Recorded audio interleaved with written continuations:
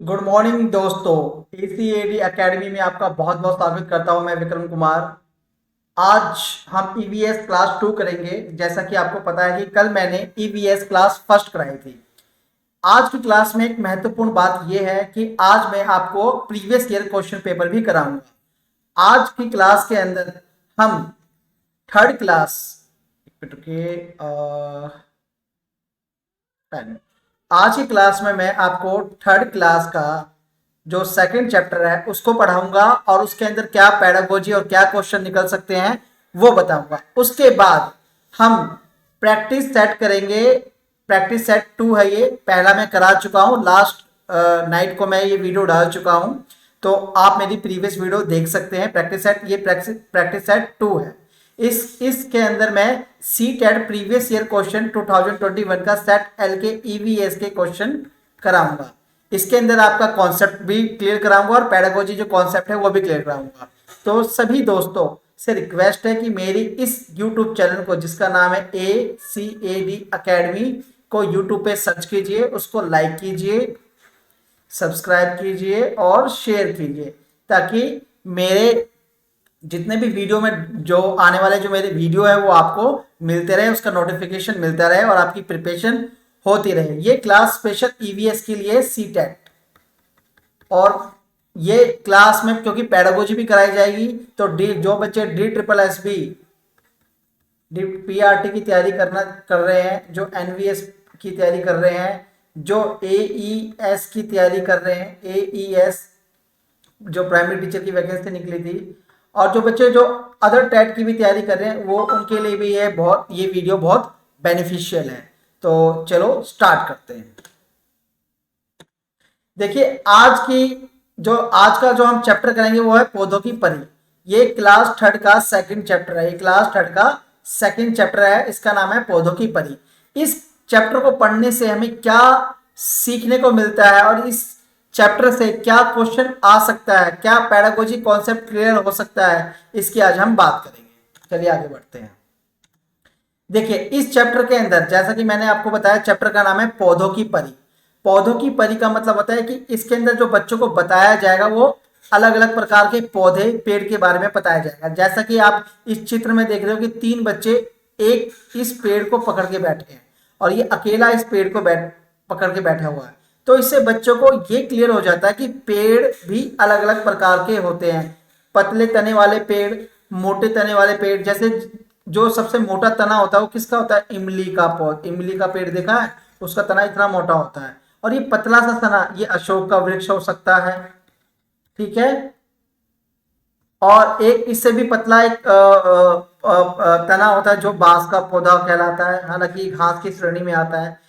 तो इससे बच्चों को क्या पता चलेगा? इससे बच्चों को वर्गीकरण करना आएगा। क्या करना आएगा? क्लासिफिकेशन। इसको इंग्लिश में बोलते हैं क्लासिफिकेशन। इससे बच्चों को क्लासिफिकेशन ही वर्गीकरण करना करना आएगा। नहीं, बच्चे पेड़ पौधों का वर्गीकरण कर पाएंगे कि मोटे तने वाले कौन से पौधे हैं, पतले तने वाले कौन से पौधे हैं, फल देने वाले कौन से पौधे हैं, जो फल नहीं देते वो कौन से पौधे हैं, किन पेड़ों से हमें लकड़ी प्राप्त होती है, किन से हम लकड़ी प्राप्त नहीं कर सकते। तो इस प्रकार का हम वर्गीकरण इस चैप्टर से सीख सकते हैं और बच्चों को बता सकते हैं कि किस प्रकार वो पौधों का वर्गीकरण कर सकते हैं। तो हमें ये सीखने को मिला इस चैप्टर से। देखिए, जैसे बच्चों को एक्टिविटी दो करने के लिए, कि बच्चों को बोलो कि कुछ पत्ते इकट्ठे करें, जैसे नींबू के, आम के, नीम के, तुलसी के, पुदीना के, हरा के, धनिया के। अब इन पत्तों को मसलो और उनकी महक को सूंघो। जैसे मसलते और सूंघते हुए, क्या सभी पत्तों की महक एक सी है? नहीं। तो बच्चे को पता चलेगा कि किस पत्तों की महक कौन सी है, तो बच्चा उसको क्लासिफिकेशन करेगा, वर्गीकरण कर देगा। अरे नहीं, इसका ये तो खट्टा है। जैसे आप इमली के पत्ते को सूंघो, आपको इमली जैसे स्मेल आएगी। आम के पत्तों को रगड़ के सूंघोगे तो आम के पत्ते की स्मेल आएगी। धनिए के पत्तों को अगर आप रगड़ोगे तो उसको उसकी स्मेल आएगी, और सबकी स्मेल अलग अलग होगी। तो इससे बच्चा क्या सीख रहा है? इससे बच्चा सीख रहा है वर्गीकरण। वर्गीकरण बच्चा सीख रहा है। क्वेश्चन अगर आ जाता है कि एक शिक्षक क्लास में बच्चों को विभिन्न प्रकार के पत्तों को इकट्ठा करने के लिए कहती है और उसको तोड़ को सूंघने के लिए कहती है और उसका क्लासिफिकेशन करने के लिए कह रही है, तो बच्चे शिक्षक उसको क्या सिखाना चाहती है? तो शिक्षक उसको पौधे और पेड़ का वर्गीकरण करना सिखा रही है। वर्गीकरण, जैसे जो खट्टे फल हैं, जो खट्टे फल है उसके पेड़ कौन से हैं, जिसमें तीखी स्मेल आती है वो कौन सी, इस प्रकार की वो एक्टिविटी करा सकती है। ठीक है, तो इस चैप्टर से हमें क्या सीखने को मिला है पौधों की परी से, कि बच्चे विभिन्न प्रकार के पौधों और पेड़ों का वर्गीकरण कर पाएंगे इस एक्टिविटी की तरफ। अब देखिए, एक है ना बहुत मशहूर कलाकार थे जिनका नाम था विष्णु चिंचालकर। ये इंदौर एमपी के रहने वाले थे। इन्होंने सूखे पत्तों के बढ़िया चित्र बनाते थे। क्या? सूखे पत्तों के बढ़िया चित्र। देखो ये सूखे पत्ते हैं ना, इनके देखो किस तरीके से गणेश जी की मूर्ति बना रखी है, गणेश जी की तस्वीर बना रखी है। इसमें देखो किस तरीके के पक्षी का चित्र बना रखा है, ये देखो आपको नजर आएगा। इसमें एक चूहा बना रखा है। तो ये क्वेश्चन आ सकता है कि आप क्वेश्चन आ गया कि 4 कलाकारों के नाम दे दिए इन्होंने, option A B C D, और इसमें दे दिया विष्णु चिंचालकर का नाम, कि विष्णु चिंचालकर कौन थे, तो वो सूखे पेड़ पत्तों से चित्र बनाने वाले कलाकार थे। ये क्वेश्चन भी आ सकता है इस चैप्टर से, तो आप ये ध्यान रखिएगा। अब बात करते हैं सबसे महत्वपूर्ण बात जो इस हमें चैप्टर से सीखने को मिलती है। इस चैप्टर में जिसका नाम है पौधों की परी, इस चैप्टर से हमें सीखने को मिलता है कि जो पेड़ पौधों के प्रति संवेदनशीलता बनाने के लिए, ताकि बच्चे पेड़ पौधों से ज्यादा संवेदनशील हो जाए, उसको तोड़े ना, उसको नुकसान ना पहुंचाए, उनकी हमारे लाइफ में क्या इंपॉर्टेंस है उसके बारे में पता चले। हम पेड़ पौधों से क्या क्या चीज लेते हैं, फल लेते हैं, सब्जियां लेते हैं, उनके पत्ते खाते हैं। तो इस तरीके की जो भावनात्मक संवेदनशीलता है उसको समझने के लिए, वो डेवलप करने के लिए इस चैप्टर को लाया गया है। इसलिए इस चैप्टर के अंदर पेड़ पौधों के बारे में जिक्र है, उसके चित्र बनाने का जिक्र है, उसके सूखे पत्तों को कलेक्ट करने का जिक्र है, और उसके सूखे पत्तों को कलेक्ट करके उसकी स्मेल को सूंघने का जिक्र है, और उसमें छुपन छुपाए जो बच्चे खेल रहे हैं पेड़ पौधों के साथ, तो उससे बच्चों को पता चल जाता है कि कौन सा पेड़ कौन सा है। तो इससे बच्चों में क्या पैदा हो रहा है, कौन सी स्किल, कौन सी चीज, कौन सा संवेद पैदा हो रहा है, तो वो पैदा हो रहा है संवेदनशील। इससे संवेदनशीलता पैदा बच्चे में हो रही है, और बच्चों को क्या प्राप्त हो रहा है, अनुभव। ठीक है, इसलिए इस चैप्टर को दिया गया है ताकि बच्चे ज्यादा से ज्यादा पेड़ पौधों के बारे में अवेयर हो जाए, उसके प्रति संवेदनशील हो जाए, ताकि ये पर्यावरण में जो भी पेड़ पौधे हैं वो हमारे भले के लिए है। ये बात बताने के लिए, ये फीलिंग पैदा करने के लिए इस चैप्टर को 3rd क्लास में रखा गया है। ये इसका पेडागोजिकल कॉन्सेप्ट है। चलिए, आज हमने पेडागोजी कॉन्सेप्ट को समझा। छोटा सा चैप्टर था, तो इस चैप्टर के अंदर हमने 2 ही चीज सीखी है कि बच्चे क्लासिफिकेशन किस प्रकार कर सकते हैं और किस प्रकार बच्चों में संवेदनशीलता पैदा की जा सकती है पेड़ पौधों के प्रति। अब हम बात करते हैं सीटेट क्वेश्चन पेपर की। ये क्वेश्चन पेपर 2021 का है, ईवीएस का, और प्रैक्टिस सेट 2 है। प्रैक्टिस सेट 1 में लास्ट नाइट, यानी कि आज कितनी तारीख है, आज तारीख है 17 नवंबर, 16 नवंबर की नाइट को मैंने डाल दिया था। आप चाहे तो मेरे प्रीवियस वीडियो देख सकते हैं। तो हम बात करते हैं आज प्रैक्टिस सेट 2 की। देखिए, पहला क्वेश्चन है, साबुत मूंग या चना को रात भर पानी में भिगोकर फिर 1 या 2 दिन छोड़ देते हैं। सबसे पहले जो भाग अंकुरित होता है वह बताओ। यानी कि जो मूंग है इसको हमने पानी में डाल दिया, तो उसका सबसे पहला भाग कौन सा अंकुरित होगा, बताओ जरा, जल्दी बताओ।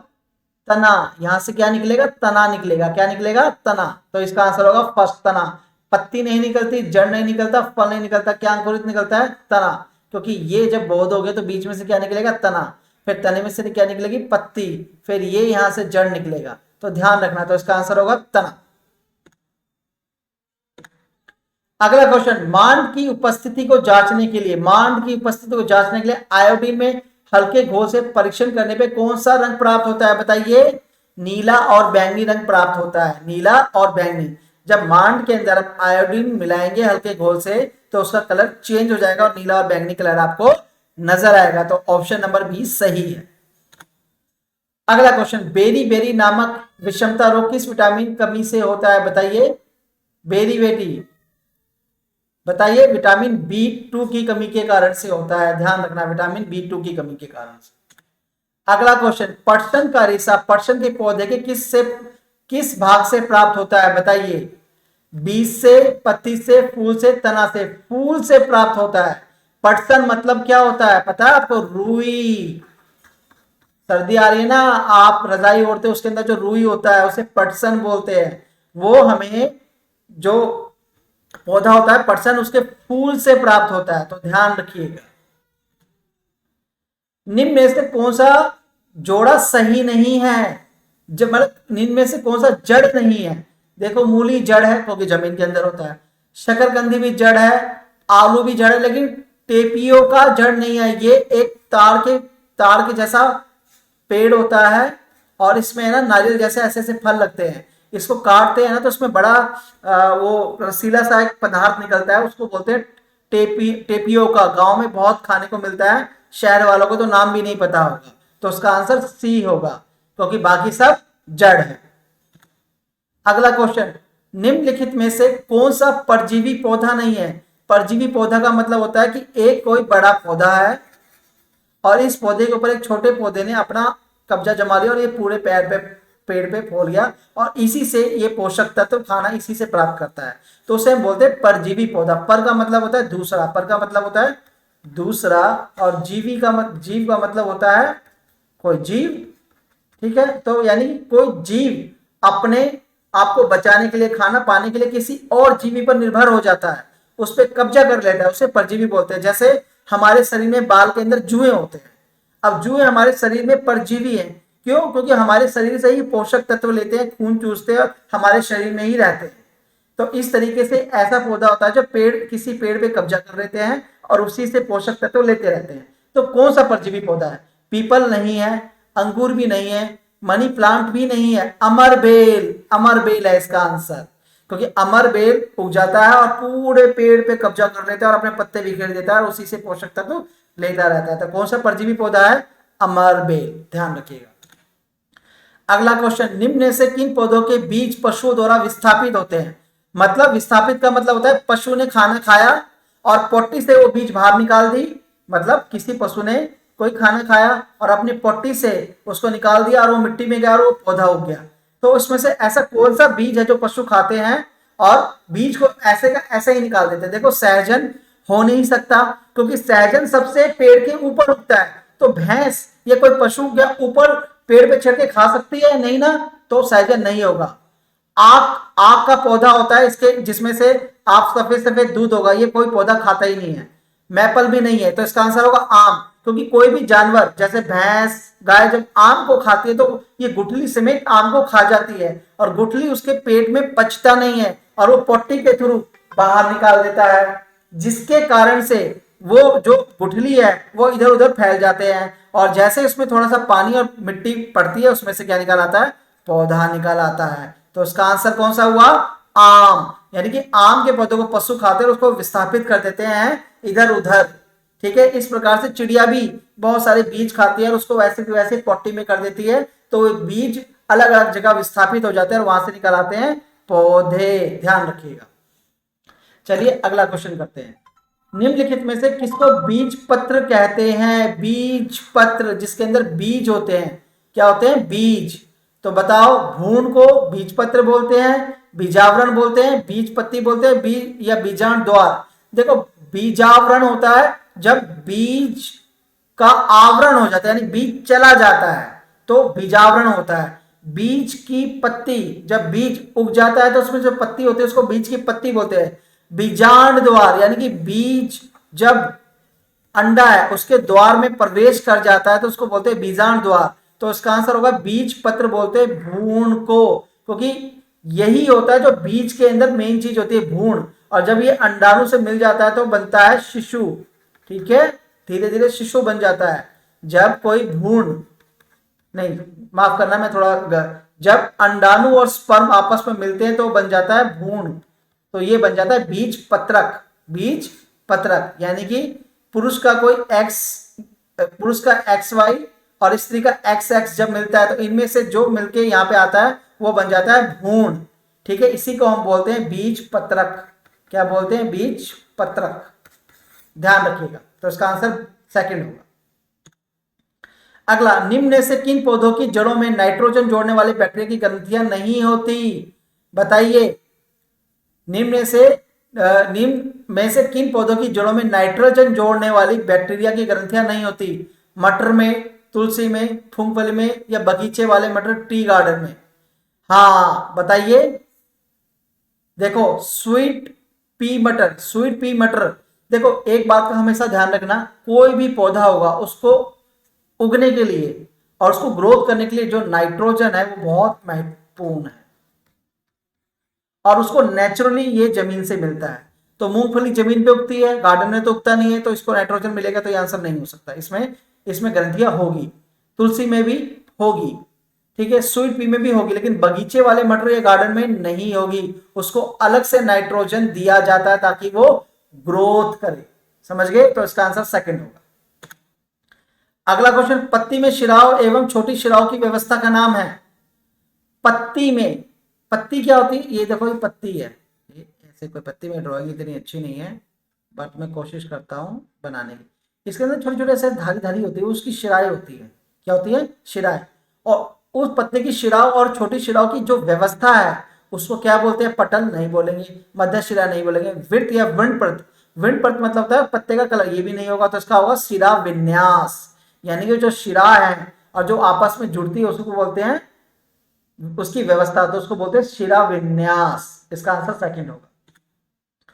अगला क्वेश्चन, निम्न में से कौन सा जीवाश्म ईंधन नहीं है? जीवाश्म देखो, प्राकृतिक गैस जीवाश्म ईंधन है, पेट्रोलियम है, कोयला भी है, लकड़ी नहीं है, क्योंकि लकड़ी तो पेड़ से प्राप्त होती है, जीवाश्म ईंधन कैसे हो गया? तो इसका आंसर सेकंड होगा। अगला क्वेश्चन, निम्न में से कौन सा ऊर्जा का परंपरागत स्रोत है? परंपरागत स्रोत बताइए कौन सा है? परंपरा, देखो ये सौर ऊर्जा गैर परंपरागत है, ज्वार भाटा गैर परंपरागत है, भूगर्भीय उष्मा ऊर्जा गैर परंपरागत है, जीवाश्म ईंधन परंपरागत है। आप मिट्टी का तेल यूज करते हो, पेट्रोल यूज करते हो, एलपीजी यूज करते हो, सीएनजी यूज करते हो, ये सब परंपरागत स्रोत है जो कि नष्ट हो सकते हैं, इसकी एक सीमा है। बट सौर ऊर्जा अनलिमिटेड है, गैर परंपरागत है। ज्वार भाटा गैर परंपरागत है। परंपरागत का मतलब होता है जो कंटिन्यू चली आ रही है, जीवाश्म ईंधन।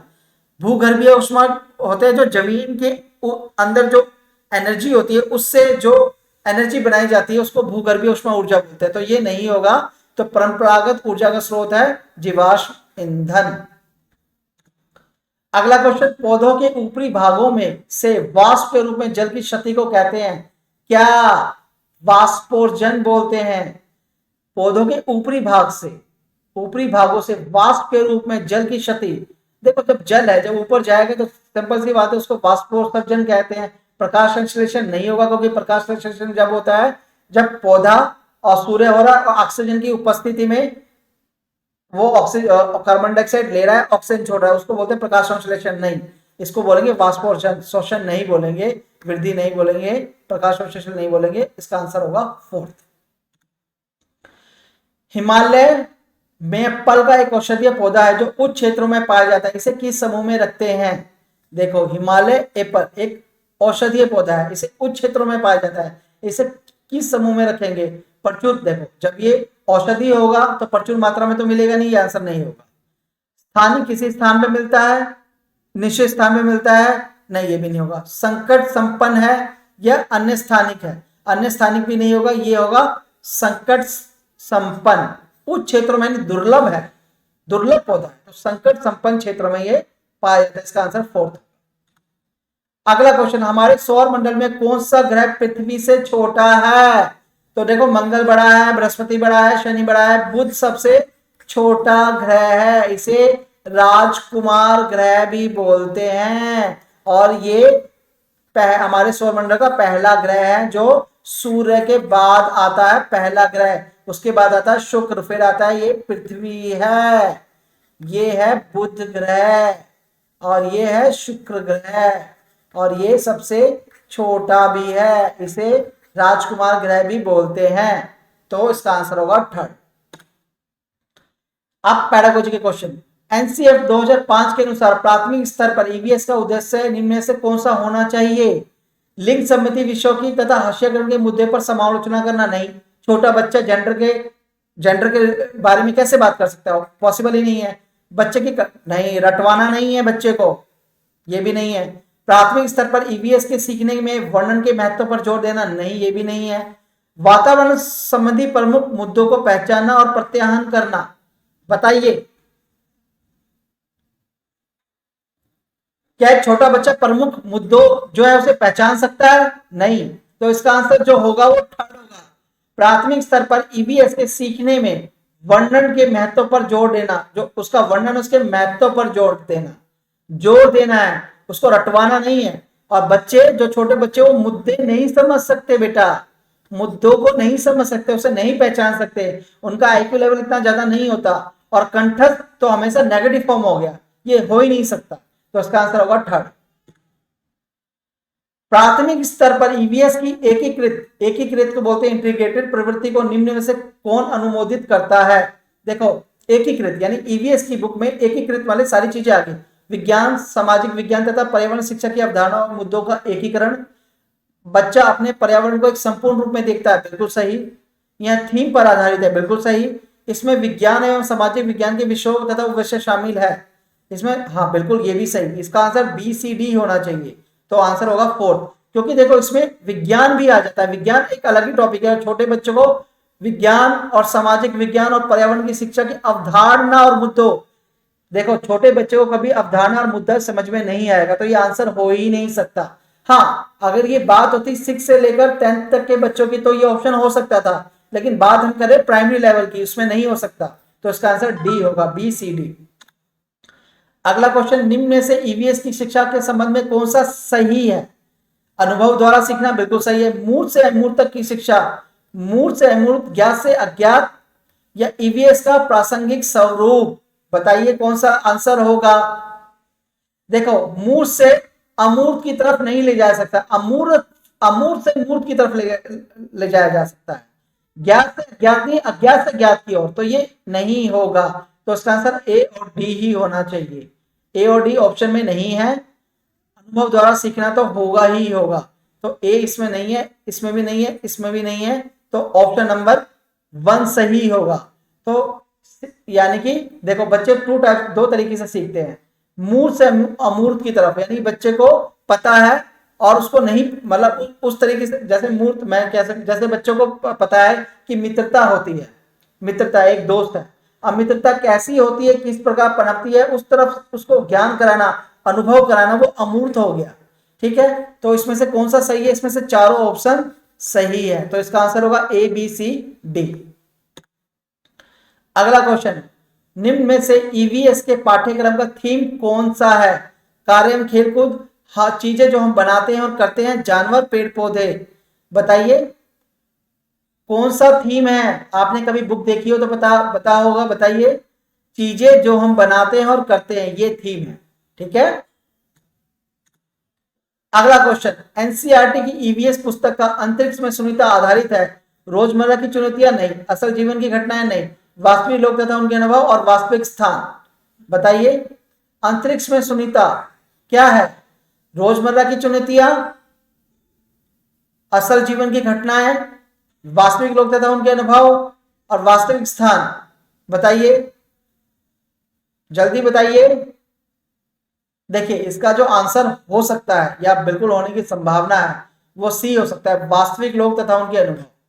जो अंतरिक्ष में सुनीता है, सुनीता वास्तविक थी और उसके अनुभव को उसमें दिया गया है कि किस प्रकार वो अंतरिक्ष में गई और किस प्रकार उसने महसूस किया, यही सारी बातें किताब के अंदर है ना, तो ये है, ये इसका आंसर सही ठीक हो।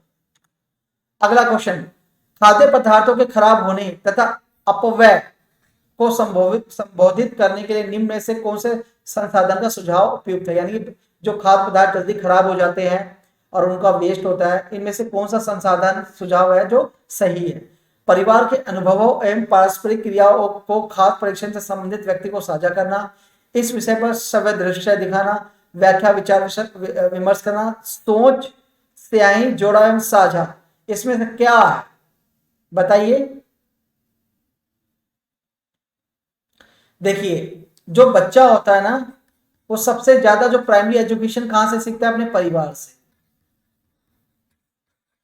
उसको पता होता है कि कोई भी अगर सब्जी खराब होने वाली तो मम्मी क्या करेगा, ये कुछ ना कुछ ये एजुकेशन घर से खरीद सीख के आता है।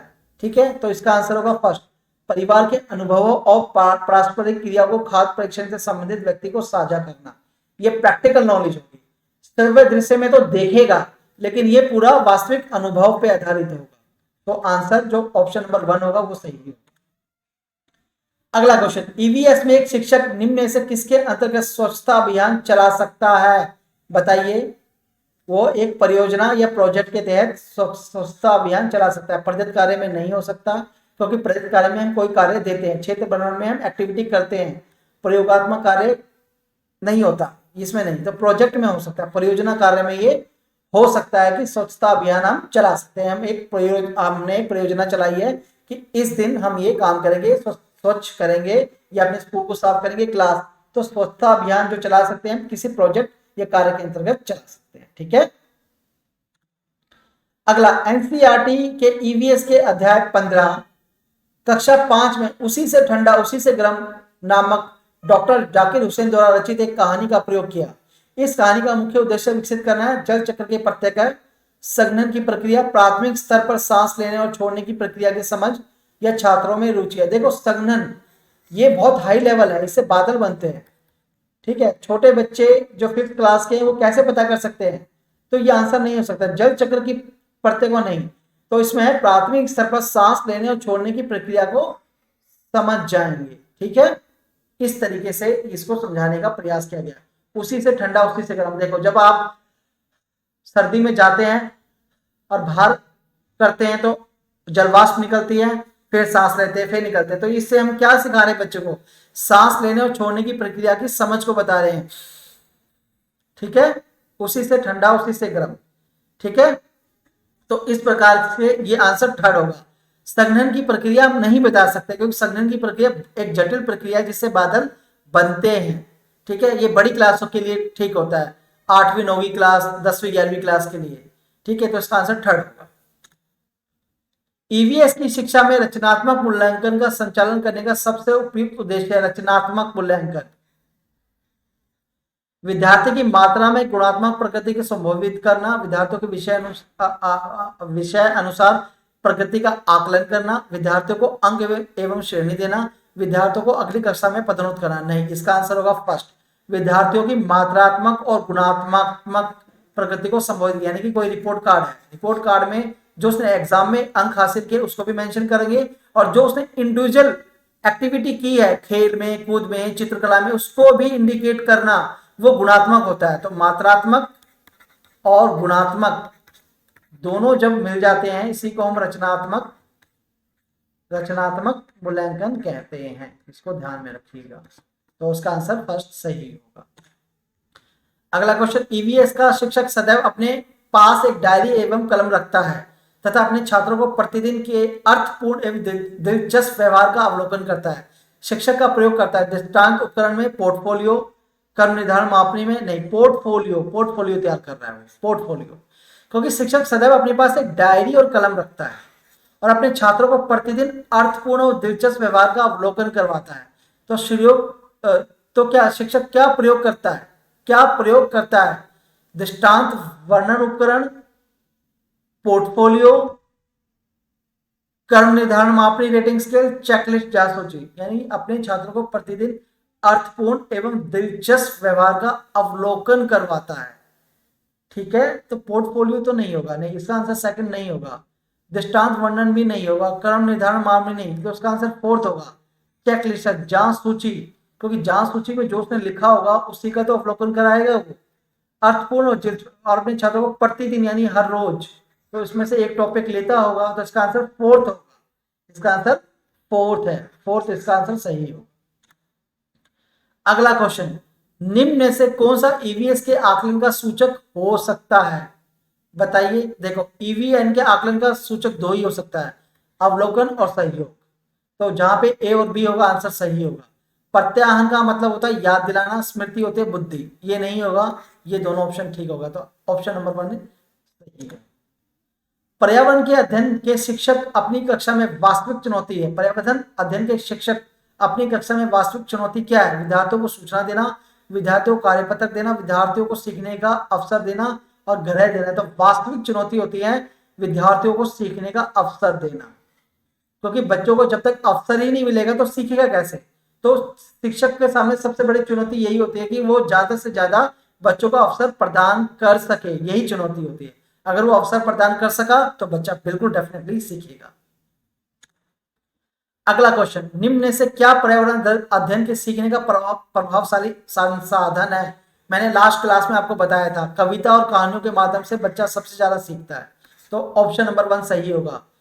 पाठ्य पुस्तक से नहीं, कार्यपत्रक से नहीं, दृश्य से नहीं, कविता और कहानियों के माध्यम से बच्चा सबसे ज्यादा सीखेगा, प्रभावशाली संसाधन है। जब आप ईवीएस की बुक निकालोगे तो आपको उसके अंदर कविता क्या मिलेगी, कविता मिलेगी, कहानियां मिलेगी, ठीक है, जिसके माध्यम से बच्चा सबसे ज्यादा प्रभावशाली, हालांकि प्रभावशाली ये भी होता है बट इतना नहीं जितना कि ये प्राइमरी लेवल पे। तो ऑप्शन नंबर 1 सही है।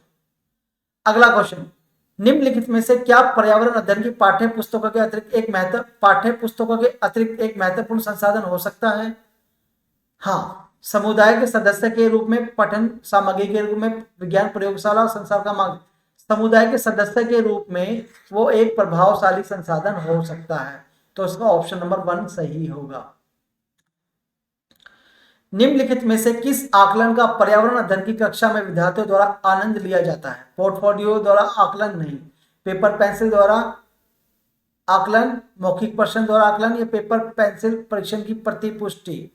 तो देखो इसका आंसर, सॉरी फर्स्ट इसका आंसर होगा, सेकंड नहीं होगा, थर्ड नहीं होगा, फोर्थ नहीं होगा। देखो आकलन होता है बच्चे का असेसमेंट करना, विद्यार्थियों द्वारा आनंद लिया जाता है, यानी बच्चे ने अपनी किताबों और जो उसने काम किया उसको कितना एंजॉयमेंट किया। तो बच्चा जो भी काम करता है ना उसका एक पोर्टफोलियो टीचर तैयार करता है और उस पोर्टफोलियो से देखता है कि बच्चे ने कितनी प्रोग्रेस की है, उसको कितना जॉय किया और उसमें कितनी इंप्रूवमेंट हुई है। तो पोर्टफोलियो द्वारा, आकलन द्वारा ये पता चल जाता है कि बच्चा ने कितने आनंद लिया है। अगर उसने आनंद लिया है तो डेफिनेटली उसके जो परफॉर्मेंस है वो इनहेंस हुई होगी, और नहीं पोर्टफोलियो, जैसे मान लो कोई किसी बच्चे ने 2 का पढ़ा लिखा, 3 का लिखा, 4 का लिखा, 5 का लिखा, और ये पोर्टफोलियो टीचर कलेक्ट कर रहा है और उसने आगे देखा कि बच्चा 6, 7 और 8, 9, 10 का पढ़ा भी लिख रहा है, तो इसका मतलब बच्चा अपने जो शिक्षा है उसको एंजॉय कर रहा है। लेकिन मान लो किसी बच्चे ने 2 का पहाड़ा सही लिखा, फिर 3 का सही लिखा, उसके बाद 4 का गलत लिखा, 5 का गलत लिखा, इसका मतलब